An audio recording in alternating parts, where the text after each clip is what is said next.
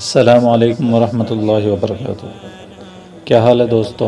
امید کرتا ہوں آپ لوگ سب خیریت سے ہوں گے۔ آج میں زمزم پہ بات چیت کروں گا آپ لوگوں سے کہ زمزم کی کھدائی کیسی ہوئی، جس کو ہم جب عمرے پہ جاتے ہیں یا حج پر جاتے ہیں تو وہاں سے بابرکت وہ پانی لے کر آتے ہیں اور یہاں پر آ کے اپنے رشتہ داروں دوست احباب کو جو ہے تقسیم کرتے ہیں۔ وہ پانی اصل میں کس طرح اس کا کنواں کھدائی کیا گیا تھا، وہ ساری ڈیٹیل میں آج آپ لوگوں کے سامنے رکھوں گا۔ تفصیل میں جانے سے پہلے میں اپنے دوستوں سے گزارش کروں گا جنہوں نے ہمارا چینل سبسکرائب نہیں کیا وہ ہمارے چینل کو سبسکرائب کر لیں اور اپنے دوستوں کے ساتھ ضرور شیئر کریں۔ حضرت ابراہیم علیہ السلام کے بیٹے حضرت اسماعیل علیہ السلام کے 12 بیٹے تھے۔ ان کی نسل اس قدر ہوئی کہ مکہ مکرمہ میں نہ سما سکی اور پورے حجاز میں پھیل گئی۔ ان کے ایک بیٹے قیدار کی اولاد میں ایک شخص عدنان ہوئے۔ عدنان کے بیٹے معد اور پوتے کا نام نزار تھا۔ نزار کے 4 بیٹے تھے، ان میں سے ایک کا نام مضر تھا۔ مضر کی نسل سے قریش بن مالک پیدا ہوئے، یہ فہر بن مالک بھی کہلائے۔ قریش کی اولاد بہت ہوئی، ان کی اولاد مختلف قبیلوں میں بٹ گئی۔ ان کی اولاد میں قصی نے اقتدار حاصل کیا۔ قصی کے آگے 3 بیٹے ہوئے، ان میں سے ایک عبد مناف تھے جن کی اگلی نسل میں ہاشم پیدا ہوئے۔ ہاشم نے مدینہ کے ایک سردار کی لڑکی سے شادی کی، ان کے ہاں ایک لڑکا پیدا ہوا، اس کا نام شیبہ رکھا گیا۔ یہ پیدا ہوا تھا کہ ہاشم کا انتقال ہو گیا۔ ان کے بھائی مطلب مکہ کے حاکم ہوئے۔ ہاشم کا بیٹا شیبہ مدینہ منورہ میں پرورش پاتا رہا۔ جب مطلب کو معلوم ہوا کہ وہ جوان ہو گیا تو بھتیجے کو لینے کے لیے خود مدینہ گئے۔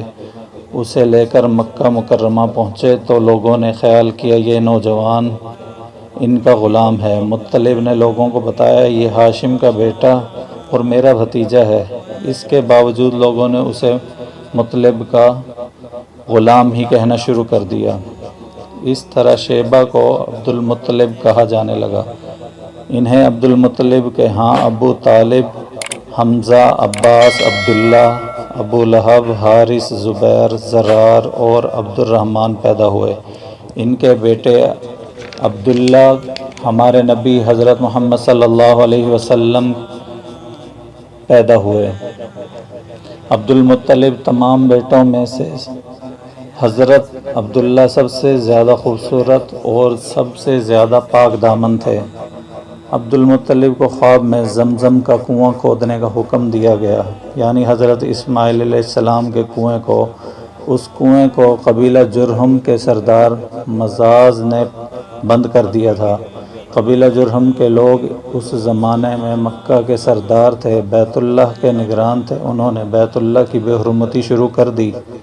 ان کا سردار مزاز بن عمرو تھا، وہ اچھا آدمی تھا۔ اس نے اپنے قبیلے کو سمجھایا کہ بیت اللہ کی بے حرمتی نہ کرو، مگر ان پر اثر نہ ہوا۔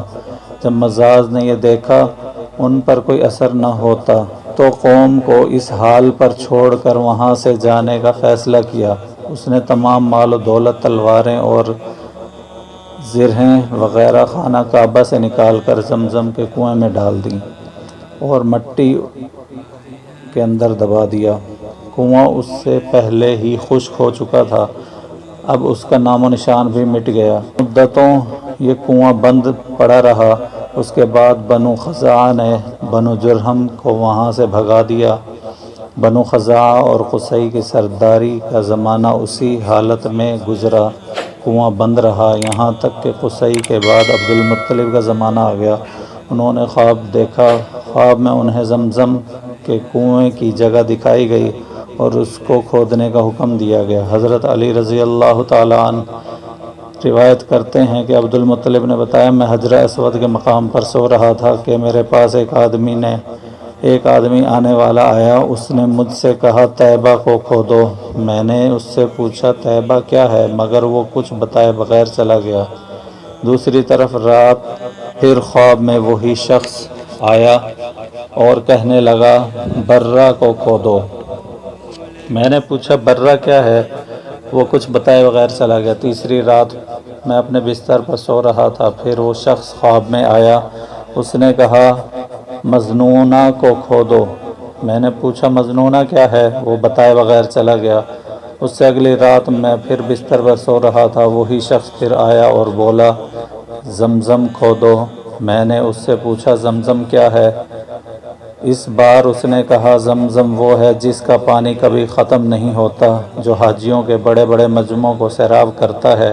عبد المطلب کہتے ہیں میں نے اس سے پوچھا یہ کنواں کس جگہ ہے، اس نے بتایا جہاں گندگی اور خون پڑا ہے اور کوا ٹھونگے مار رہا ہے۔ دوسرے دن عبد المطلب اپنے بیٹے حارث کو ساتھ لے کے، اس وقت ان کے ہاں یہی ایک لڑکا تھا، انہوں نے دیکھا وہاں گندگی اور خون پڑا تھا، ایک کوا ٹھونگے مار رہا تھا، اس جگہ دونوں طرف بت موجود تھے۔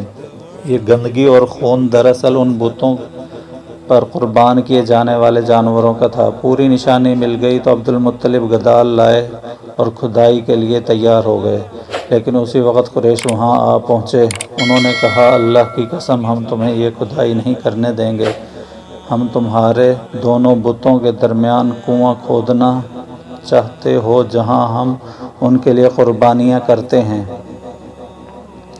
عبد المطلب نے ان کی بات سن کر اپنے بیٹے حارث سے کہا تم ان لوگوں کو میرے قریب نہ آنے دو، میں کھدائی کا کام کرتا رہوں گا، اس لیے مجھے جس کا حکم دیا گیا ہے میں اس کو ضرور پورا کروں گا۔ قریش نے جب دیکھا کہ وہ باز آنے والا نہیں تو رک گئے، آخر انہوں نے کھدائی شروع کر دی۔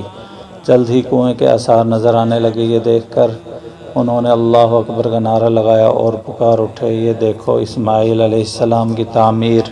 جب قریش نے دیکھا انہوں نے تو کنواں تلاش کر لیا تو ان کے پاس آ گئے اور کہنے لگے عبد المطلب اللہ کی قسم یہ ہمارے باپ اسماعیل علیہ السلام کا کنواں ہے اور اس پر ہمارا حق ہے، اس لیے ہم اس میں تمہارے شریک ہوں گے۔ یہ سن کر عبد المطلب نے کہا میں تمہیں اس میں شریک نہیں کر سکتا، یہ مجھ اکیلے کا کام ہے۔ اس پر قریش نے کہا تب پھر اس معاملے میں ہم تم سے جھگڑا کریں گے۔ عبد المطلب بولے کسی سے فیصلہ کرا لو۔ انہوں نے بنو سعد ابن حزیم کی کاہنہ سے فیصلہ کرانا منظور کیا۔ یہ کاہنہ ملک شام کے بالائی علاقے میں رہتی تھی۔ آخر عبد المطلب اور دوسرے قریش اس کی طرف روانہ ہوئے۔ عبد المطلب کے ساتھ عبد مناف کے لوگوں کی ایک جماعت تھی، دیگر قبائل قریش کی بھی ایک جماعت ساتھ تھی۔ اس زمانے میں ملک حجاز اور شام کے درمیان ایک بیابان میدان تھا، وہاں کہیں پانی نہیں تھا۔ اس میدان میں ان کا پانی ختم ہو گیا، سب لوگ پیاس سے بے حال ہو گئے، یہاں تک کہ انہیں موت کا یقین ہو گیا۔ انہوں نے قریش کے دوسرے لوگوں سے پانی مانگا لیکن انہوں نے پانی دینے سے انکار کر دیا۔ اب انہوں نے ادھر ادھر پانی تلاش کرنے کا ارادہ کیا۔ عبد المطلب اٹھ کر اپنی سواری کے پاس آئے، جوں ہی ان کی سواری اٹھی اس کے پاؤں کے نیچے سے پانی کا چشمہ ابل پڑا۔ انہوں نے پانی کو دیکھ کر اللہ اکبر کا نعرہ لگایا، پھر عبد المطلب سواری سے اتر آئے، سب نے خوب سیر ہو کر پانی پیا اور اپنے مشکیزیں بھرنے شروع کر دیے۔ قریش کی دوسری جماعت سے کہا آؤ تم بھی سیر ہو کر پانی پی لو۔ اب وہ بھی آ گئے اور خوب پانی پیا۔ پانی پینے کے بعد وہ بولے اللہ کی قسم اے عبد المطلب یہ تمہیں فیصلہ ہو گیا، اب ہم زمزم کے بارے میں تم سے کبھی جھگڑا نہیں کریں گے۔ جس ذات نے تمہیں اس بیابان میں سیراب کر دیا وہی تمہیں زمزم سے بھی سیراب کرے گا، اس لیے یہاں سے واپس چلو۔ اس طرح قریش نے جان لیا کہ اللہ تعالیٰ عبد المطلب پر مہربان ہے، لہٰذا ان سے جھگڑا کرنا بے سود ہے، کاہنہ کے پاس جانے کا کوئی فائدہ نہیں۔ چنانچہ سب لوگ واپس لوٹے۔ واپس آ کر عبد المطلب پھر کنویں کی کھدائی شروع کر دی۔ ابھی تھوڑی سی کھدائی کی ہوگی، مال و دولت، تلواریں اور زرہیں نکل آئی، اس میں سونا چاندی وغیرہ بھی تھا۔ مال و دولت دیکھ کر قریش کے لوگوں کو لالچ نے آ گھیرا، انہوں نے عبد المطلب سے کہا عبد المطلب اس میں ہمارا بھی حصہ ہے۔ ان کی بات سن کر عبد المطلب نے کہا نہیں، اس میں تمہارا حصہ نہیں، تمہیں انصاف کا طریقہ اختیار کرنا چاہیے، آؤ پانسے کے تیر سے قرہ ڈالیں۔ انہوں نے ایسا منظور کر لیا، 2 تیر کعبے کے نام رکھے گئے، 2 عبد المطلب اور 2 قریش کے باقی لوگوں کے نام کے پانسا پھینکا گیا تو مال و دولت کعبے کے نام نکلا، تلواریں اور زہریں عبد المطلب کے نام، اور قریشیوں کے نام جو تیر تھے وہ کسی چیز پر نہ نکلے۔ اس طرح فیصلہ ہو گیا۔ عبد المطلب نے کعبے کے دروازے کو سونے سے سجا دیا۔ زمزم کی کھدائی سے پہلے عبد المطلب نے دعا مانگی تھی کہ اے اللہ اس کی کھدائی کو مجھ پر آسان کر دے، میں اپنا ایک بیٹا تیرے راستے میں ذبح کروں گا۔ اب جب کہ کنواں نکل آیا تو انہیں خواب میں حکم دیا گیا اپنی منت پوری کرو، یعنی ایک بیٹے کو ذبح کرو۔ پیارے دوستو، انشاءاللہ نیکسٹ ویڈیو میں ہم آگے 100 اونٹوں کی قربانی کا ذکر کریں گے، اور ہماری ویڈیو کو لائک، شیئر، کومنٹس ضرور کیا کریں، اور سوشل میڈیا پر ضرور اپنے دوستوں کے ساتھ شیئر کریں۔ مجھے اجازت دیجیے، اللہ حافظ۔